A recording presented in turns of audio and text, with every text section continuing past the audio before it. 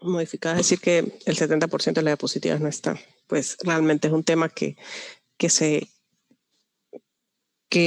da como en tres clases, ¿ok? Pero bueno, trate de resumir lo más importante de cada par craneal. Como le digo, no es nada nuevo que no hayamos visto, solamente pues un repaso de los pares craneales faltantes que no dieron los muchachos. Entonces, como siempre, empezamos con lo más fácil, que es el motor ocular común. No es el más fácil, es el que viene después del olfatorio y del óptico, pues el tercero. Entonces, muy importante, este esquema pues es el mío, el que yo hice. Pero para ustedes tiene que ser bien importante o que hagan su mismo esquema o que estudien por esquema de pares craneales, que hay millones de imágenes, pero que tengan claro los núcleos de cada par. Y obviamente si saben la emergencia de cada uno, pues eso ayuda bastante, porque pues generalmente está relacionado por donde emerge. Entonces, el origen real del... que estoy escuchando dos cosas. El origen real del motor ocular externo, pues es el núcleo. ¿Y el núcleo dónde puede estar? Si tenemos que solamente dos pares craneales emergen en el mesencéfalo, pues el núcleo de esos dos pares está en el mesencéfalo, no puede estar en otra parte. Y si el motor ocular externo es el que emerge en la parte más superior, pues está con los colículos superiores. Entonces, bueno, el núcleo motor principal está ahí. Entonces, si tenemos un corte a nivel de los colículos superiores del mesencéfalo y sabemos que los colículos superiores, porque está el núcleo rojo, posterior a los núcleos rojos en la parte anterior del conducto mesencefálico, ahí encontramos, obviamente, hacia la parte medial, porque es motor, encontramos el núcleo del tercer craneal. Un poco posterior a él vamos a encontrar el núcleo accesorio o de Diller-Werpach, que corresponde a la parte vegetativa. ¿Okay? Y da sus fibras vegetativas que son parasimpáticas. ¿Dónde va a ser el origen aparente? Pues ya todos lo debemos saber, que sale en la cara anterior a nivel de la fosa interpeduncular. Se dirige hacia adelante. Esto es posterior, esto es anterior, entonces se dirige hacia adelante. Como sabemos que el motor ocular común, motor ocular común, que va a inervar a un gran número de músculos extrínsecos del ojo. Bueno, realmente ese núcleo es una cantidad de núcleos, porque hay un núcleo para cada par. En el origen medialmente está la arteria basilar, arriba está la cerebral posterior y abajo la cererosa superior. El tercero, el cuarto, el quinto y el sexto tienen aproximadamente el mismo trayecto y todos van a pasar a ambos lados de la silla turca. A ambos lados de la silla turca tenemos el seno cavernoso, ¿ok? Entonces, por eso en esa relación va a estar, o sea, el seno cavernoso, dentro del seno cavernoso van a estar 3 de los pares, dentro del seno cavernoso también va a subir la carótida interna. Entonces, la carótida interna siempre va a estar relacionado con los pares craneales que se dirigen hacia adelante, que van hacia el globo ocular. Yo le iba a decir, eso lo vamos a ver no. No, sí lo vamos a ver en irrigación. Ok. Entonces, él se dirige hacia adelante y como va a inervar los músculos externos del globo ocular, pues sale a través de la fisura orbitaria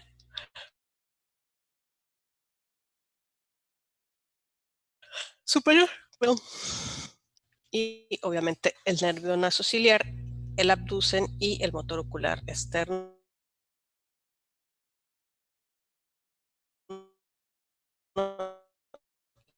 Y aquí se me consigue inestable.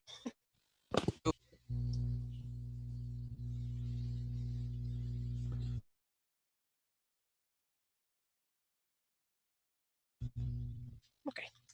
Pares craneales que se encargan de inervar los músculos semicecos del ojo. O sea, aquí tenemos al motor ocular externo que se divide en dos ramas, una rama superior que va a inervar al elevador del párpado superior y al recto externo.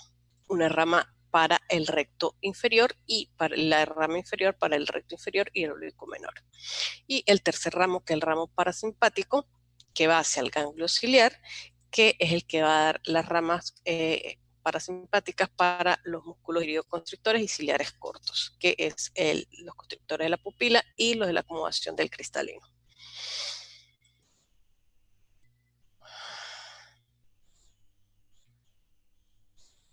Luego tenemos, ya yo los voy a poner a ustedes como así, el nervio troclear o nervio patético. Entonces el origen real, obviamente en el meséfalo, pero a nivel de los folículos inferiores.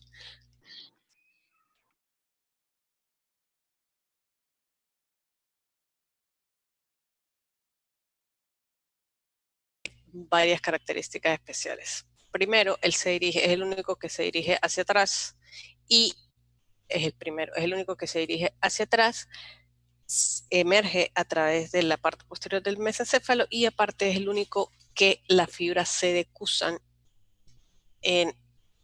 antes de emerger.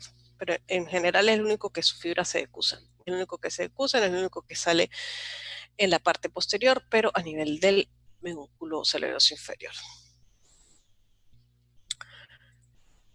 El cuarto nervio, o trocal o patético, vemos su origen acá, él emerge, se va realmente de pedúnculos cerebrales y sigue hacia adelante. Okay, en la parte anterior la emergencia. Uy, es que de tanto cortar láminas corté muchas. Y pues la función ya saben que es inervar el oblicuo mayor. O septo par craneal. Entonces, si recordamos, él va a emerger en el surco bulboprotubernancial, donde emergen 6, 7 y 8. Obviamente el 8 no lo vamos a ver porque ya lo vimos. Entonces serían 6 y 7. Entonces su núcleo pues va a estar en la protuberancia, en la parte inferior de la protuberancia. Es un núcleo motor básicamente, entonces lo vamos a encontrar hacia la parte media. Porque lo van a reconocer si un corte transversal, porque está en la parte posterior muy cerca de la línea media, cerca del piso del cuarto ventrículo, y esto pues delante y lateral a él está el núcleo del nervio facial que lo rodea. Pero sí, características especiales de él, ninguna. Y pues el origen aparente, pues ya sabemos que es el primer nervio que sale al lateral en el surco bulbofacial. Le quité las funciones, pero usted ya se lo sabe. Pues inerva el recto externo del ojo. Pues ahí ya empezamos los que son un poco complicaditos, que es el quinto, el noveno y el décimo. Los otros tres son fáciles. Entonces, estudiamos el origen real. Funciones sensitivas y motoras, también tiene eferentes visceral. Entonces empezamos con el núcleo motor. Entonces recordemos que él emerge a nivel de la protuberancia, el único que emerge en la cara anterior y lateral de la protuberancia como tal. Entonces sus dos núcleos motores y sensitivos principales lo vamos a encontrar a ese nivel. Entonces el núcleo motor pues lo vamos a encontrar medial al sensitivo y los núcleos sensitivos tenemos uno a nivel mesencefálico, que es el núcleo mesencefálico del trigémino, que se acuerda que lo vemos aquí en la parte posterior y lateral al núcleo del cuarto par. Y el sensitivo principal del trigémino, que está al núcleo motor a nivel de la protuberancia, este realmente es el 10, pero es así. Y el espinal del trigémino, que lo encontramos en la parte lateral y se extendía en toda la médula oblongada hasta la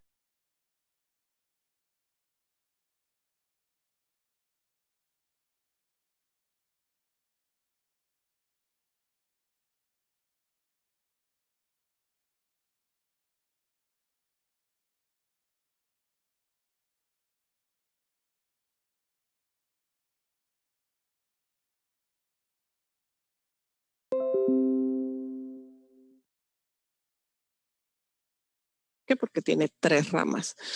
La B1, nervio oftálmico, la B2, maxilar y el mandibular. Disculpe, doctora. ¿Podría repetir la última parte? Es que se le frizó, se le congeló y se volvió a congelar. ¿Se salió?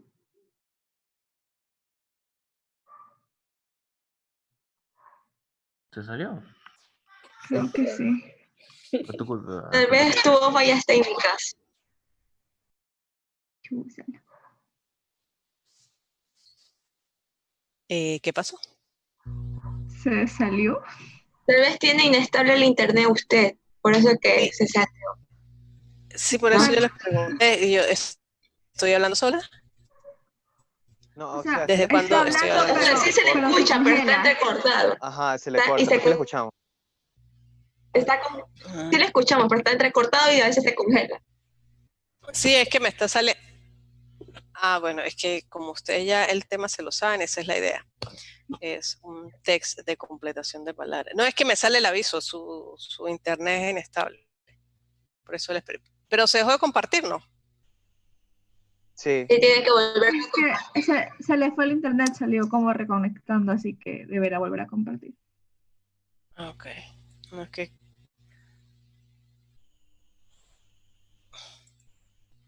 Eso no es divertido. Es que tengo el router casi que lo pongo aquí. Voy a tener que buscar un cable para conectarme directo.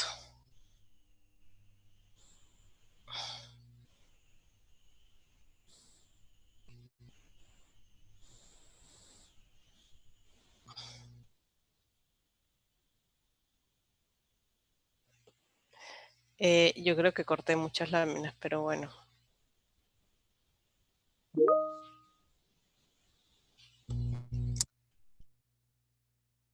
Ahí corté una lámina que no debía cortar, que es el trayecto del nervio oftálmico. El nervio oftálmico acompaña o va con el trayecto junto con el tercero, cuarto y sexto.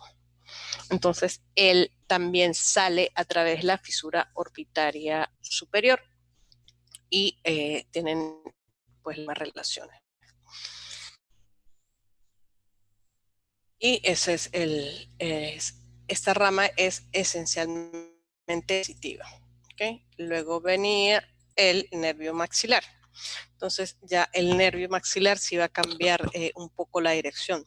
Va adelante, pero se va a dirigir un poco hacia abajo. Y la segunda rama del nervio el maxilar sale a través de el foramen redondo, ¿okay? Porque la tercera sale del foramen oval. El trayecto es un tanto largo y tiene muchas relaciones, no sé qué tanto, no se las voy a dar, pero después que sale, pasa por la fosa y sale a través del conducto infraorbitario y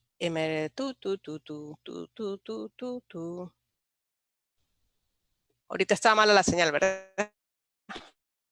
Sí, doctora. Sí, doctora. Y sale a través del agujero infraorbitario. ¿Ok?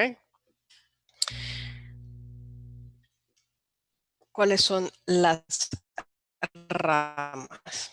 Durante este trayecto, que es un bastante complicado, va a dar ramas para las meningias, que es para la, ¿cómo se llama? Aracnoides, madre, ¿cómo se llaman?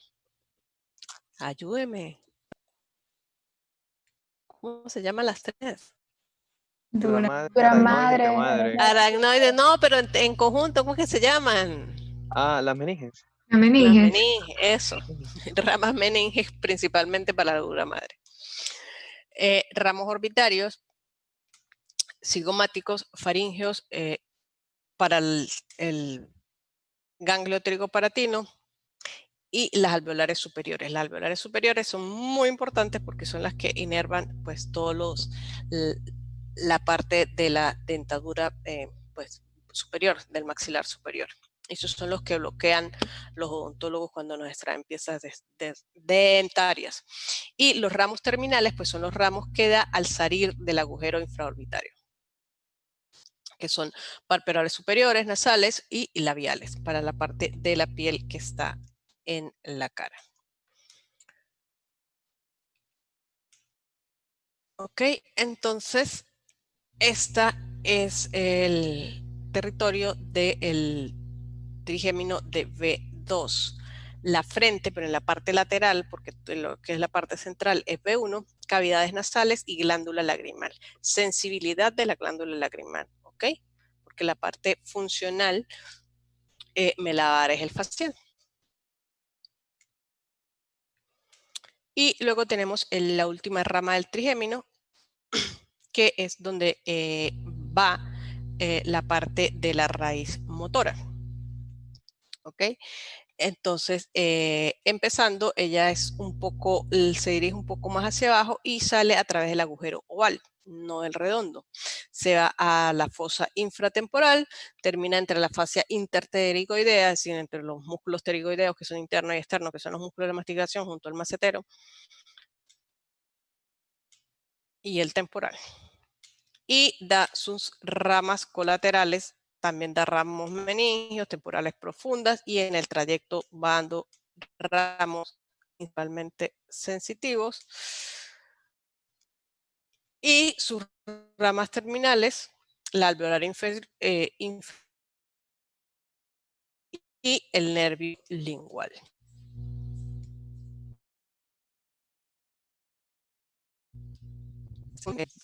B1, pues párpado, frente, globo ocular, córnea, cavidades nasales y la glándula lagrimal, la parte sensitiva. Secretorias, dientes del maxilares nasales, pies de la mejilla y nariz, y la porción cigomática. Y B3 es el que tiene la rama motora, que son los inervados de la masticación, y la parte de sensitividad, toda la piel del. Y así llegamos al séptimo par, que transporta la sensibilidad general del pabellón auricular, el gusto en su tercio anterior de la lengua, la expresión facial, que es su parte, y las glándulas submaxilar, sublingual y lagrimal. O lagrimal, submaxilar y sublingual, más fácil.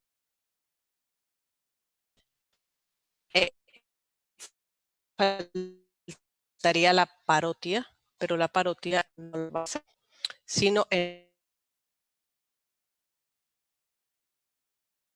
noveno.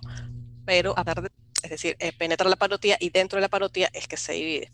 Por eso las lesiones de la región parótida o los tumores o cualquier afectación de la parótida da como resultado una parálisis facial, porque el séptimo lo atraviesa, pero no lo inerva. Entonces, el núcleo del facial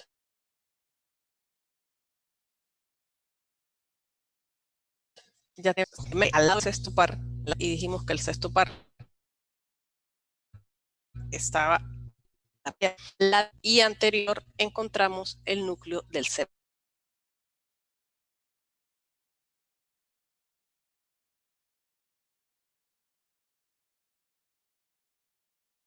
par. Lo característico del séptimo, en vez de emerger como emergen todos, pues él le da por hacer un recorrido, él se va y va a rodear el núcleo del sexto par a nivel del piso del cuarto ventrículo. Y forma la eminencia del facial en la parte posterior. El núcleo sensitivo del facial pues está igual en la protuberancia, lateral al núcleo motor, y la parte del núcleo parasimpático sin la glándula lagrimal, pues lagrimal le va a enviar fibras, y los salival superior, que inerva a la submaxilar y sublingual. Entonces realmente tiene muchos núcleos. El origen aparente, pues ya sabemos, si este es 6, este es 7, surco bulboprotuberancial 6, 7 y 8. Entonces está lateral al sexto, medial al séptimo par. El trayecto, la primera curvatura o el primer codo del facial era en su origen cuando rodea al sexto par. Luego él va a salir o va de la fosa craneal a través del conducto auditivo. La fosa craneal posterior va a tomar el conducto del facial y se va a dividir en 4 segmentos. Y después va a salir del cráneo como tal a través de el orificio mastoideo, que lo vamos a dejar a inferior del cráneo entre la apófisis mastoide y la estiloide. Después viene un trayecto que realmente es muy corto, es un tanto hacia abajo y hacia adelante, porque recuerden que va a inervar son los músculos de la cara y sale por aquí atrás, de un 1.5 centímetros hasta que llega a la parótida. A la parótida, allí la penetra, la divide en 2, y dentro de la glándula parótida es que se va a ramificar. Entonces sale a través del conducto auditivo interno, va a tener su trayecto dentro de la porción petrosa del temporal, va a ser parte inferior en el agujero estilo mastoideo. Se hacia adelante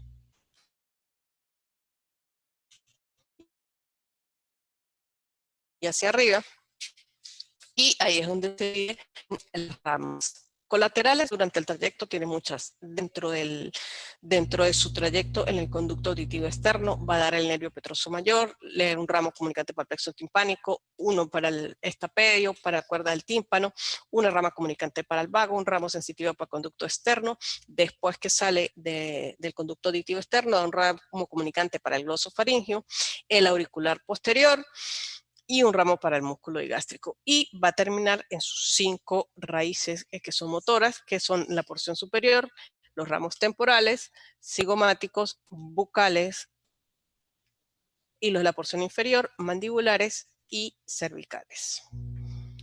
Son 5: temporales, cigomáticos, bucales, mandibulares y cervicales. Hasta el cuello inerva el nervio facial. Y da ramos comunicantes con el glosofaringio, vestíbulo bloquear y vestíbulo coclear, con el vago y con el nasal cervical. Entonces, esta es la disposición de las 5 principales ramas del facial, que va a inervar a todos los músculos de la expresión facial: temporal, cigomática, labial, maxilar inferior y cervical. Y si ustedes ven, siempre está relacionado con la glándula parótida. Dentro de la glándula parótida es que se va a dar sus divisiones principales. Función, pues la principal función de ella es motora, pues lo inerva todos los músculos responsables de la mímica, los labios. Por eso cuando está afectada va a haber una parálisis facial, va a proporcionar sensibilidad al conducto auditivo externo por su pabellón de la oreja, la membrana timpánica, la cuerda del tímpano, por la rama que por el hipogloso va a la de el tercio anterior de la lengua, la secreción, la glándula lagrimal, y va a inervar a la submaxilar y la sublingual. Llegamos al noveno, porque nos saltamos el 8. El noveno transporta sensibilidad general y visceral de la faringe sensibilidad del seno carotídeo, inerva el músculo estilofaringeo y la glándula parótida, porque tiene el salival inferior. Entonces los núcleos, el origen real es el noveno. Entonces recuerden que en el retroolivar está 9, 10 y 11. Entonces si está en el surco retroolivar, pues obviamente el origen real está es en la médula oblongada. No podemos estarla buscando ni en la protuberancia ni en el mesencéfalo. 9, 10 y 11 en el surco retroolivar. Entonces ahí está el núcleo ambiguo. Carrera, el núcleo ambiguo lo comparte con qué otros núcleos, con qué otros pares craneales.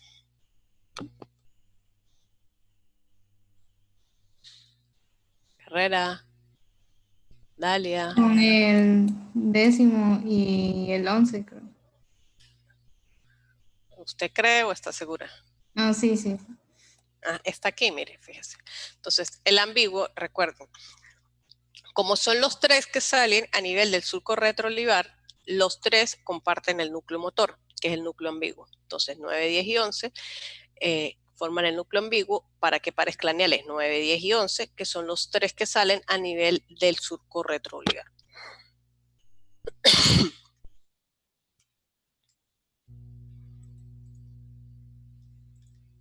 Los núcleos sensitivos, entonces, está en otro núcleo, que es el solitario, que también lo comparten con el séptimo, el noveno y el 10º. El núcleo solitario, obviamente está aquí. Falta que está comunicado. ¿Con qué lo vamos a relacionar?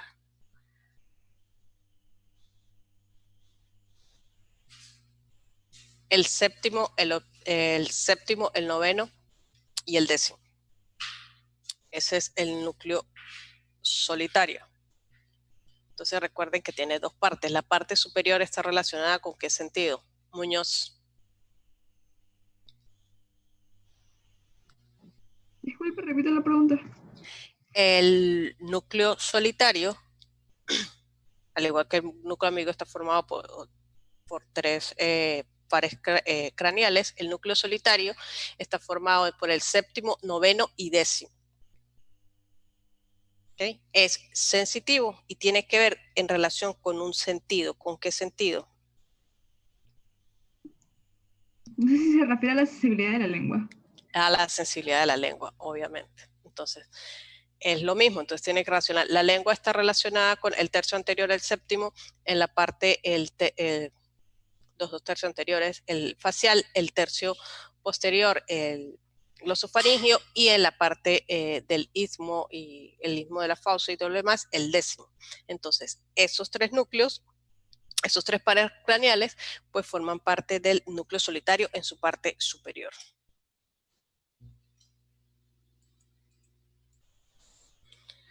Y tiene un núcleo parasimpático, que es el núcleo salival inferior, que inerva a la otra glándula salival mayor, que es la que falta, que es la glándula parótida. ¿Dónde emerge? Pues dijimos que era el primero de los tres nervios que emergen en el nivel del surco retroolivar. Se dirige hacia abajo, hacia adelante, pero hacia abajo, la porción intracraneal, y nuevamente el 9, el 10 y el 11 salen por el mismo agujero del cerebro, por el foramen yugular. Entonces, comparten el 9, 10 y 11, comparten el núcleo motor, que es el ambiguo. El 9, el 10 y 11 salen por el mismo agujero, que es el foramen yugular, y bueno, el 9 y el 10 comparten el sensitivo. Entonces sale a través del agujero yugular, luego se dirige al espacio retroestilio, a la región paratonsilar, donde va a dar sus principales ramas. Entonces aquí está el agujero foramen yugular. ¿Cuáles son las ramas? En el trayecto da una rama también va plexo timpánico, el carótido timpánico, un ramo tubárico, el nervio petroso mayor, una rama en la ventana oval. Bueno, por donde va pasando va dejando ramas, ¿para qué? Y las terminales, el plexo lingual posterior y ramas comunicantes con el facial, el vago, el auriculo temporal y el ganglio óptico. Función: contribuye con el tiempo faríngeo de la deglución, da la sensibilidad al oído medio, la trompa auditiva, la faringe, amígdala palatina y la lengua, y la acción sensorial, pues sensaciones gustativas de la parte posterior de la lengua. Y acción secretora, la secreción de la glándula parótida. El último, ya yo quiero terminar, es el neumogástrico, que es el 10. El núcleo motor pues forma parte del núcleo ambiguo, como lo dije anteriormente. Tiene un núcleo sensitivo que está posterior, pero lateral, obviamente, porque es sensitivo. Y tiene un tercer núcleo, que es el visceromotor, que se denomina núcleo dorsal del vago.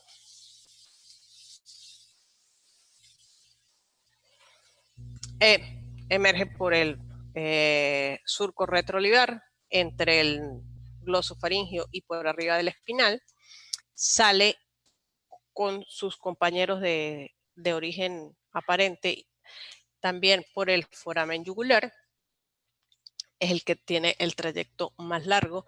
Se dirige, después que sale por el foramen yugular, acompaña todo el paquete vasculonervioso del cuello, penetra el tórax y luego se relaciona con el esófago, donde a nivel del esófago forma una red. El izquierdo se hace anterior, el derecho se hace posterior, y así pasan hacia la cavidad abdominal.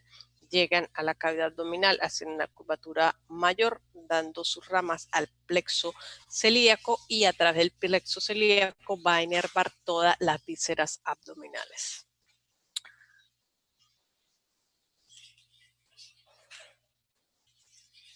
Obviamente tiene muchas ramas por su trayecto, que es más largo. Tiene nervios faringeos, vasculares, cervicales superiores, laringeo superior, laringeo recurrente. A nivel de tórax tiene las traqueales, esofágicas, cardíacas, torácicas, pulmonares y la colonia tobar.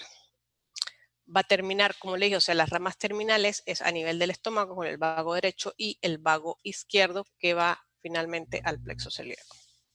Función: somatomotora en la fase faríngea de oclusión junto con el glosofaringio.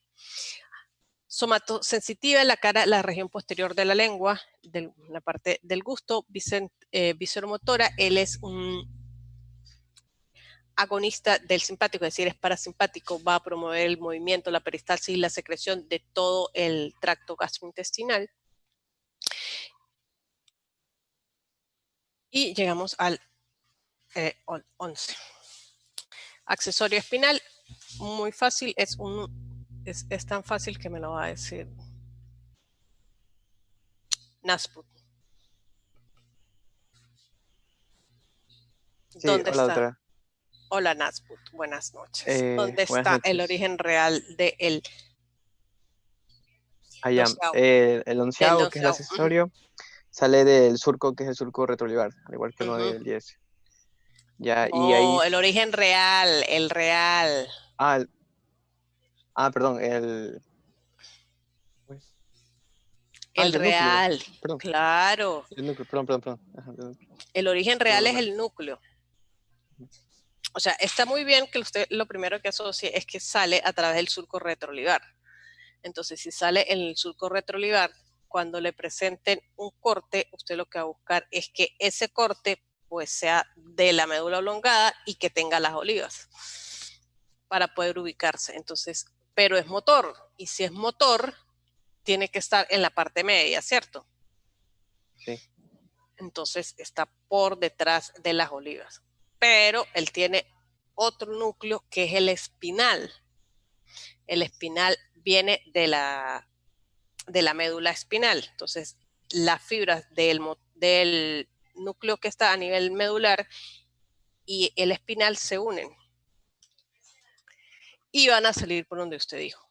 ¿Por dónde sale? Ya lo dije mucho, así que no lo voy a... ¿de qué? ¿Por dónde sale del cráneo?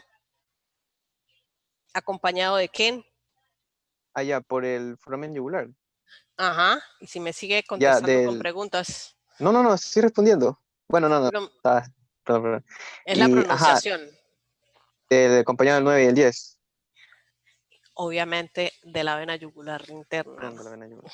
Por si le preguntan las relaciones, pues son obvias. Es que todo eso se lo quité. Entonces se dirige hacia abajo. Fíjense que la rama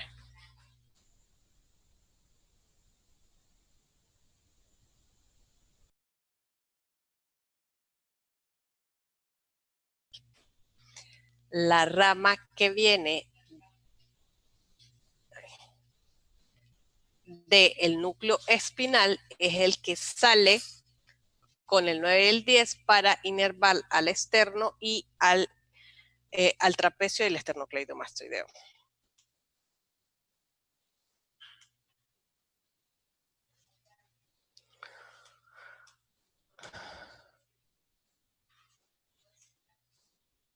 Y el último, que es el hipogloso. Telmo, ¿está congelado? ¿Me puso una foto ahí? ¿O qué le pasa? Telmo. Rosero.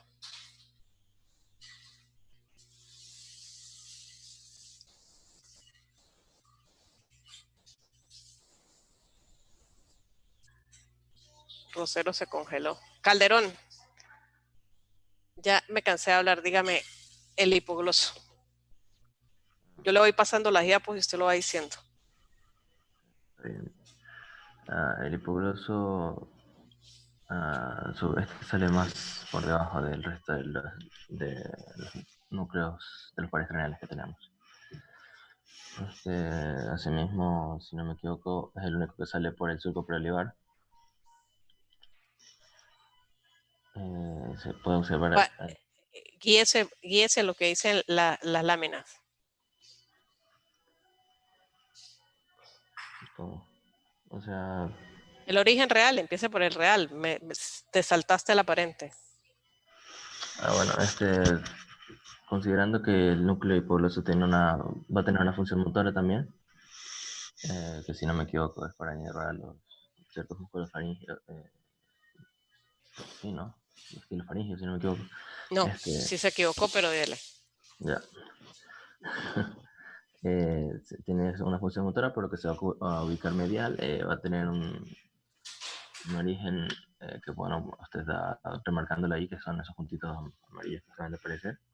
Y van a salir desde lo más medial que se puede, van a descender y salir al lateral de las pirámides hacia el surco preolivar, que es el único que sale de ese surco.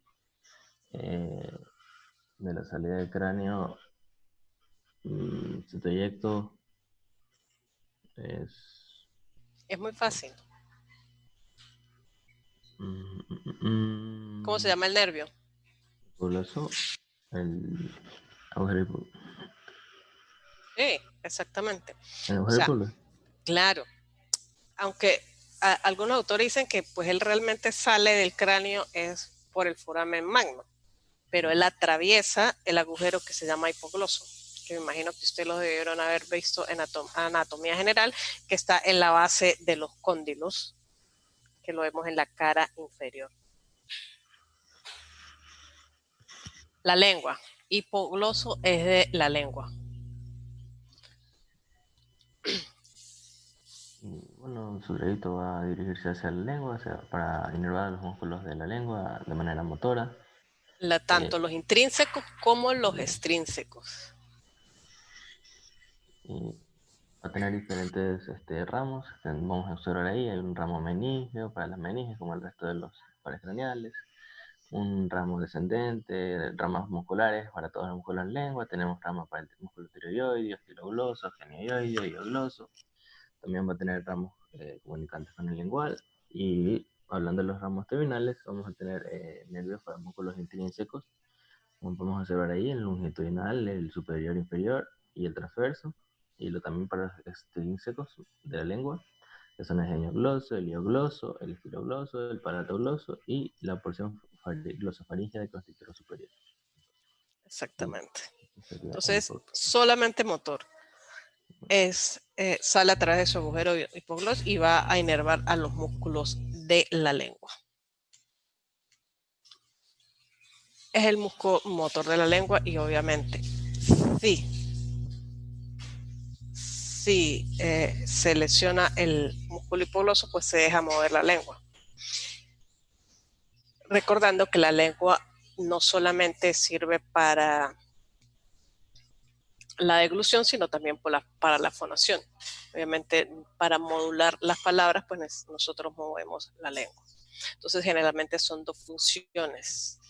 Ahí en el examen, entonces sería disartria, igual que los masticadores. Tanto en los masticadores hay disartria como la lesión del hipogloso. Porque al no poder modular hay disartria porque es de pronunciación.